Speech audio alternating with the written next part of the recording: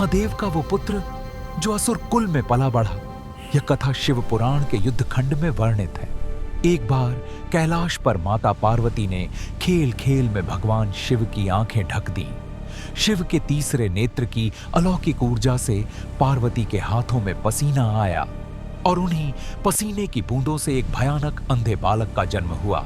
अंधकार में जन्मा था वो, इसलिए नाम पड़ा अंधक। सालों बाद संतानहीन दैत्यराज हिरण्याक्ष घोर तप में लीन था।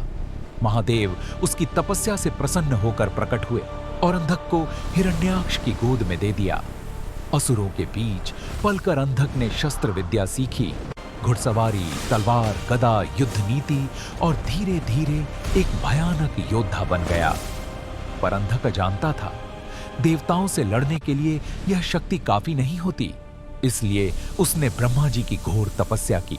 प्रसन्न होकर ब्रह्मा बोले, तू तभी मारा जाएगा जब अपनी ही माता को पाने की इच्छा करेगा। वरदान मिलते ही अंधक अहंकार में डूब गया। अब अंधक खुद को देवताओं से भी बड़ा समझने लगा। उसे यह ज्ञान नहीं था कि पार्वती ही उसकी माता है। शक्ति के नशे में उसने स्वर्ग तक आतंक फैला दिया।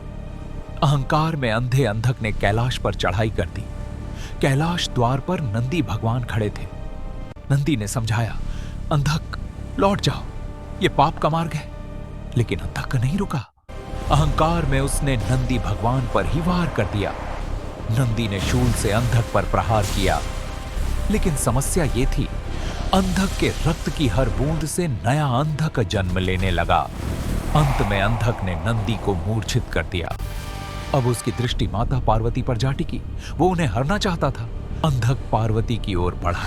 माता ने पुकारा, महादेव। शिव प्रकट हुए। अंधक ने युद्ध किया, लेकिन महादेव के त्रिशूल ने उसका अहंकार चीर दिया। फिर शिव ने अपनी शक्ति से सप्त मातृकाएं उत्पन्न की। उन्होंने अंधक का रक्त भूमि पर गिरने से पहले ही पी लिया। अब अंधक की शक्ति टूटने लगी। महादेव ने त्रिशूल से उसका अभिमान समाप्त कर दिया। अंधक अब बदल चुका था।